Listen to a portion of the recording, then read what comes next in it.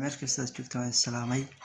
maanta saaka waxaad la socoteen dayax madoobaadkii ka dhacay kaasoo tikaana ilaahay baa subxaana watacaala keenay, ujeedooyinna ilaahay waa ka wataa. marka walaalayaal waxa loo baahan yahay inaynu bimacnaa waana inay intaas ayaa waana inoogu filan.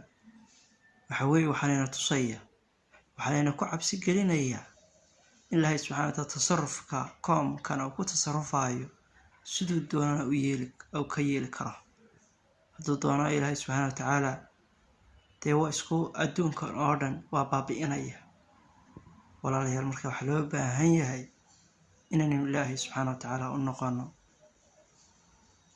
oo u toobad keeno oo ilaahay subxaana watacaala u hoggaansano ayaa walaalayaal loo baahan yahay.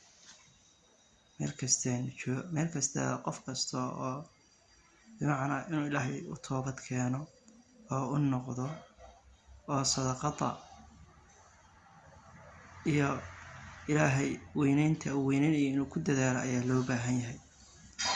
xadiisaanta walaalayaal waxaa ku soo aroortay inayna qorraxdu u madoobaanayn iyo dayaxu inayna u madoobaanayn qof dhimashadii ama qof weyn dhalashadii, bimacnaa dhalashadii qof weyn dhalashadii. oo waxaa jiray jaahiligii inay markii saminkii rasuulka salawaatullaahi wasalaamu calayhi ay qorraxdu madoobaatay inay dhaheen waxay u madoobaatay qorraxdii ibraahim ibnu maxamed oo dhintay inay u madoobaatay ay dhaheen. markaa taas ayaa laga saaraya. markaasuu nebigu salawaatullaahi wasalaamu calayhi sheegay inay u madoobaan qorraxdu.